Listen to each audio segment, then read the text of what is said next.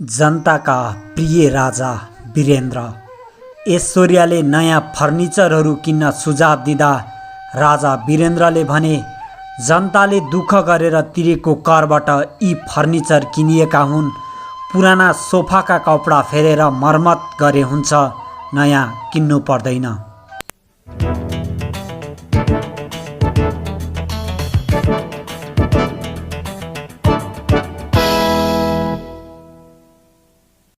नारायणहिटी दरबारमा भएको काण्ड 2058 जेठ 19 अत्यन्त पीडादायी घटना थियो।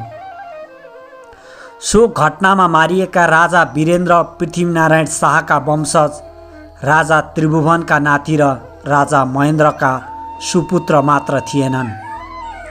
आफ्नो कालखण्डमा संसारमै अत्यन्त सम्मानित विशिष्ट राजनेता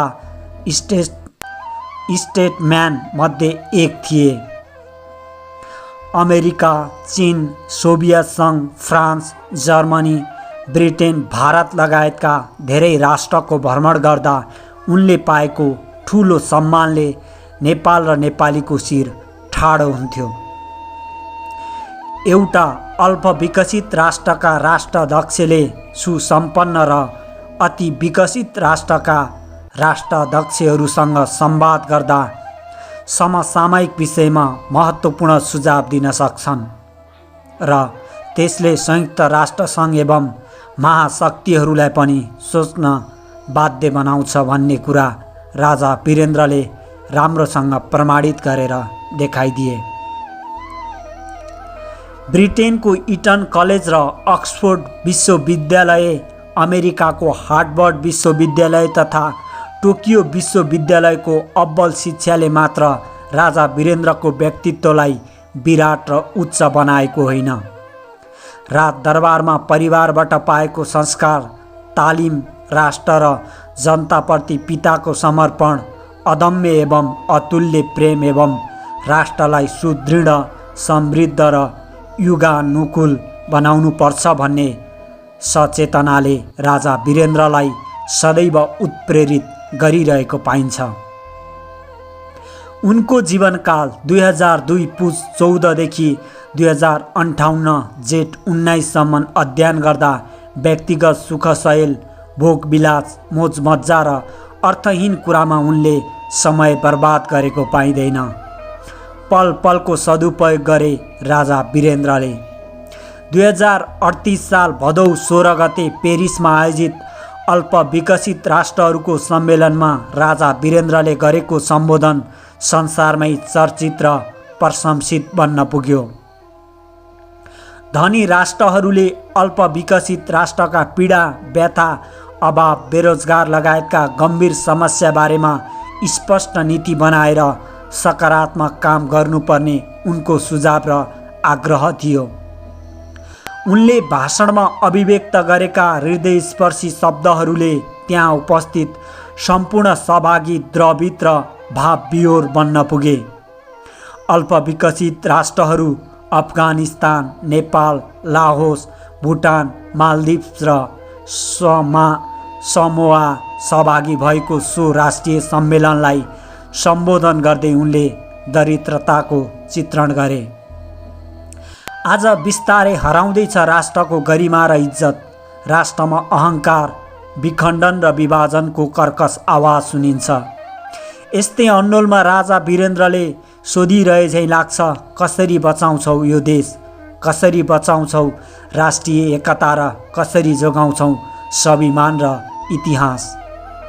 अल्पविकसित देशको एक गरिब व्यक्तिले पौष्टिक आहार खानै पाउँदैन। संसारमा यस्ता गरिबको सङ्ख्या पनि करोडौँ छ। उसलाई कुनै पनि रोग लाग्न सक्छ, उसको आयु छोटो छ, ऊ छाप्रोमा बस्छ, जहाँ गरिबी एवं दरिद्रताले उसलाई सधैँ घेरिरहेको हुन्छ। न उसले पढेको छ, न त उसमा कुनै सिप नै छ। नियमित रूपमा ऊ खाना पाउँदैन र यदि संयोगले एक छाक पाइहाल्यो भने अर्को छाक कताबाट जुटाउने भन्ने डरले उसलाई भयभीत गराउँछ। लुगा लगाएको भए पनि उसको त्यो लुगा जुत्रो मात्र हुन्छ, ऊ नाङ्गै खुट्टाले हिँड्छ। फोहोर, अल्प आहार र सरुवा रोगले उसको शरीरमा आफ्ना चिन्हहरू छोडेका हुन्छन्। धेरैजसो ऊ गाउँमा नै बस्छ। ती गाउँ विश्वको शेष भागबाट अलग मात्र होइन, पुग्नै नसकिने हुन्छन्। सहरका फोहोर बस्ती अथवा छाप्राहरूमा पनि ऊ भेटिन्छ। उसले पिउने पानी न सुरक्षित हुन्छ न त सफा नै। ऊ कि बेरोजगार हुन्छ कि त अर्धरोजगार।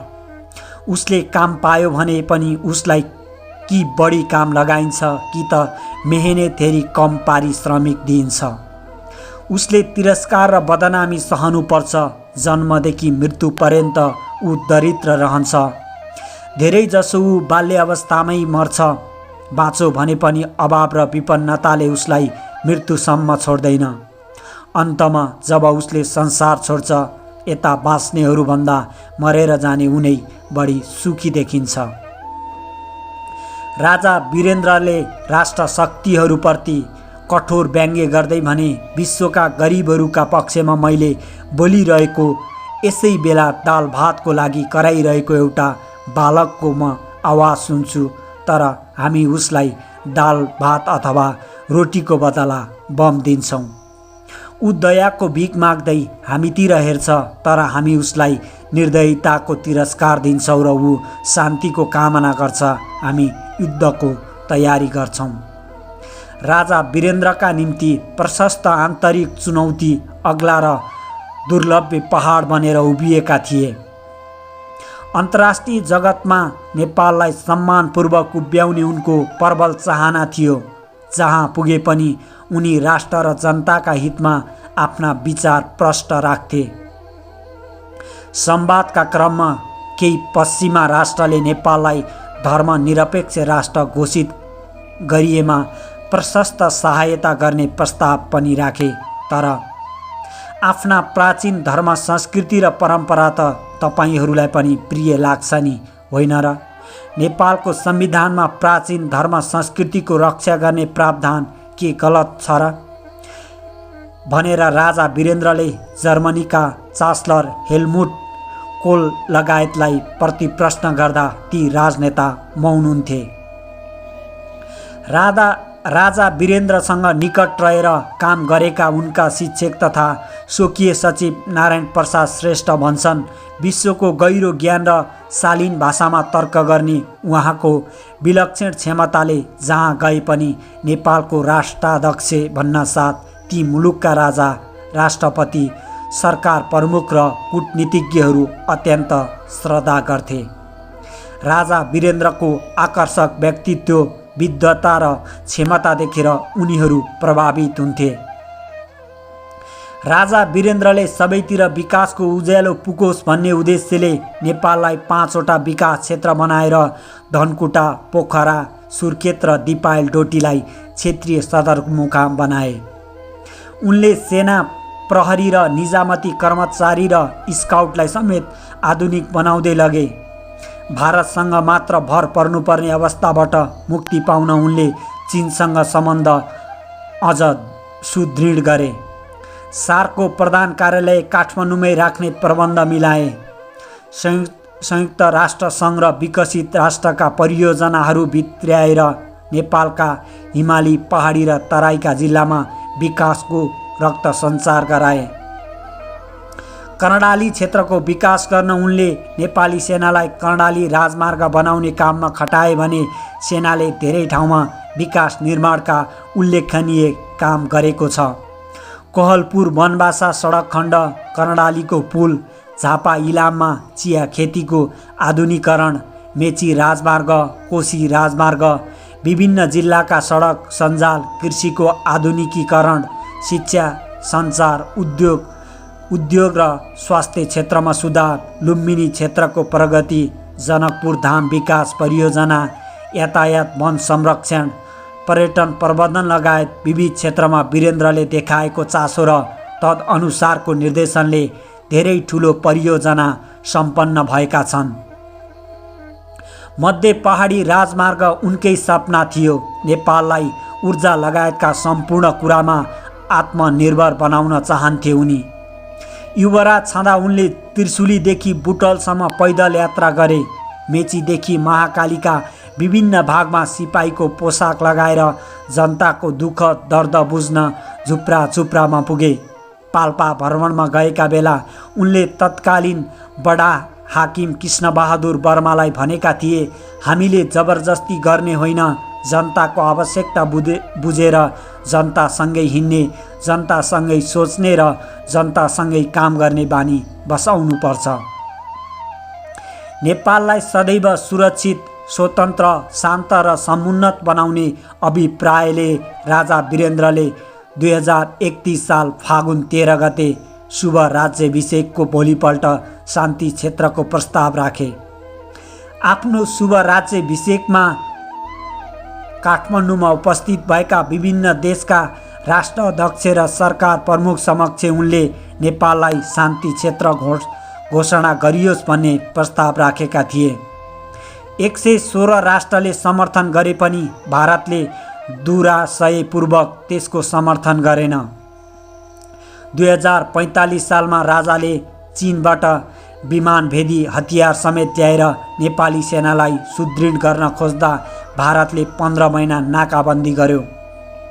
त्यसबेला गोरखापत्र दैनिकमा पत्रकारको रूपमा कार्यरत पङ्क्तिकारलाई राम्ररी सम्झना छ।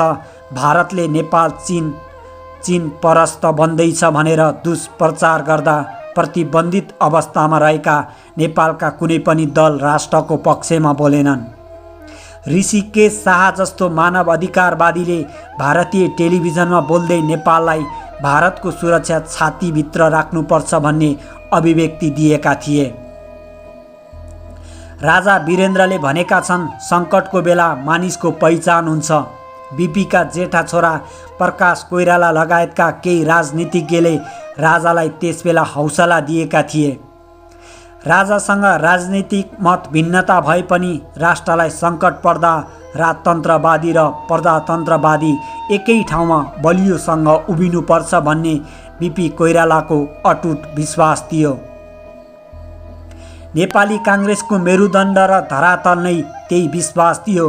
2047 सालको संविधान बनाउने काममा अग्रणी भूमिका खेल्ने काङ्ग्रेस पार्टी आज नीतिविहीन र नेताविहीन बनेको छ। त्यो पार्टी भत्किया पार्टी जस्तो छ र गुटहरू प्रबल र निर्णायक बनेका छन्। जोसँग मिल्दा सत्ता प्राप्त हुन्छ त्यहीसँग टाँसिने नीतिले काङ्ग्रेस मात्र होइन अरू कैयन दल पतित बन्दै गएका छन्। राजा वीरेन्द्र र बीपीले परिकल्पना गरेको प्रजातन्त्रको स्वरूप आज कुरूप देखिएको छ। मेरो साथी वीरेन्द्र शाह शीर्षकको आलेखमा राजा वीरेन्द्रका बाल्यकालका साथी केशव कुमार बुढाथोकीले सन् 1954मा दार्जिलिङमा स्कुल पढ्दाका दिनहरूको सम्झना गरेका छन्। हाम्रो पकेट मनी राखिदिने क्यासियर पनि वीरेन्द्र नै थिए। 2 रुपियाँमा चौरास्तामा घोडा चढ्न पाइन्थ्यो।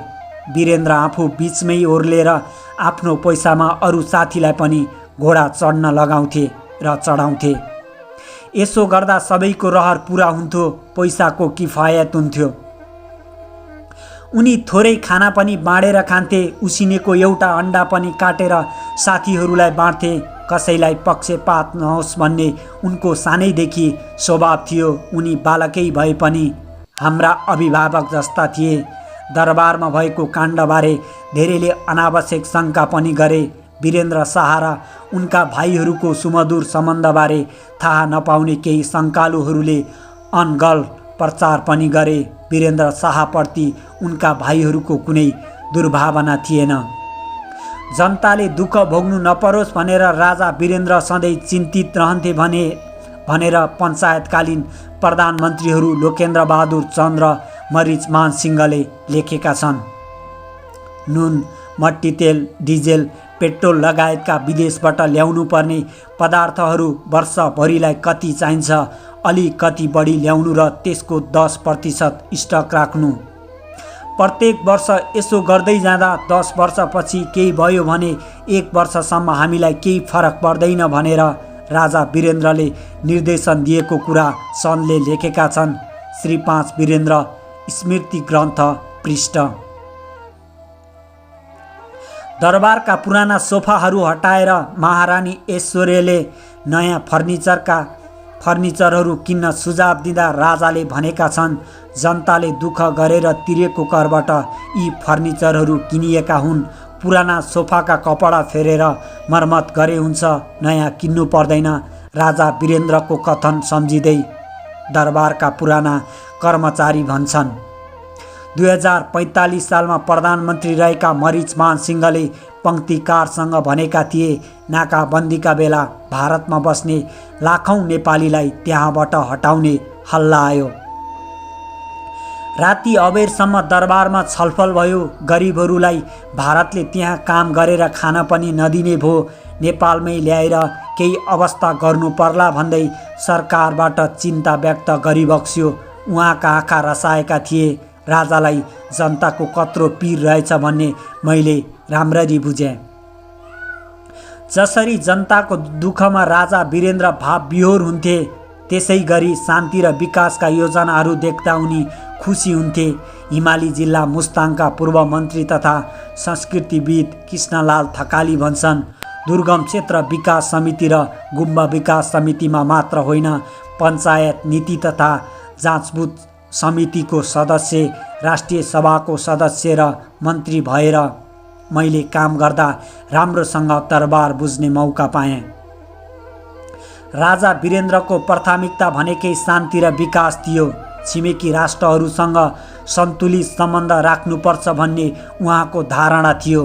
हिमाल, पहाड र तराई कतै पनि जनतामाथि भेदभाव नहोस् भनेर उहाँ सधैँ सतर्क रहेको मैले पाएँ। प्राचीन धर्म संस्कृतिप्रति उहाँको गहिरो श्रद्धा र अनुराग थियो। राजा वीरेन्द्र सबैका पिता र अभिभावक जस्ता थिए। आफूलाई थाहा नभएको कुरा जोसँग पनि सिक्नुपर्छ भन्ने उनको मान्यता थियो। 2022 सालमा भारतको मसुरी घुम्न जाँदा उनले भारतीय चलचित्रका हास्य कलाकार जोनी वाकरसँग हास्य व्यङ्ग्यबारे छलफल गरेको प्रा यदुनाथ खनालले लेखेका छन्। चित्रकला पेन्टिङ राजा वीरेन्द्रको सोख हबी थियो। उनी कहिलेकाहीँ सांस्कृतिक कार्यक्रममा मादल बजाउँथे। सुबी शाहले उनलाई मादल बजाउन सिकाएका थिए। एकपटक विदेश जाँदा आफूले गीत गाएको र राजा वीरेन्द्रले मादल बजाएको कुरा कृतिनिधि विष्टले आफ्नो संस्करणमा लेखेका छन्। भनिन्छ, अधिराज कुमारी सुर्तीले बुवासँग पेन्टिङको प्रारम्भिक शिक्षा लिएकी छिन्।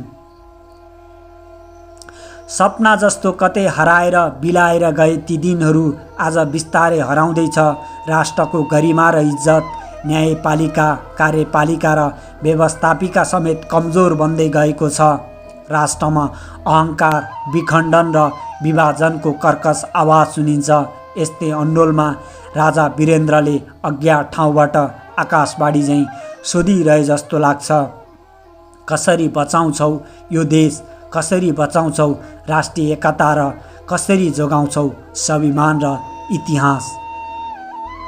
जेठ 22, 2074 प्रकाशित युवराज गौतमको लेख अन्नपूर्ण पोस्टबाट लिएका छौँ।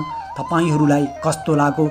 ऐश्वर्याले नयाँ फर्निचरहरू किन्न सुझाव दिँदा राजा वीरेन्द्रले भनेका थिए, जनताले दुःख गरेर तिरेको करबाट यी फर्निचर किनिएका हुन्। पुराना सोफाका कपडा फेरेर मर्मत गरे हुन्छ, नयाँ किन्नु पर्दैन। राजा आऊ देश बचाऊ। जय वीरेन्द्र शाह। खबर बुलेटिन टिभीलाई सब्सक्राइब गरी साथमा रहेको बेल आइकनलाई पनि थिचिदिनुहोस्। यहाँको पल शुभ बित्योस्, शुभ पल शुभ समय। जय नेपाल।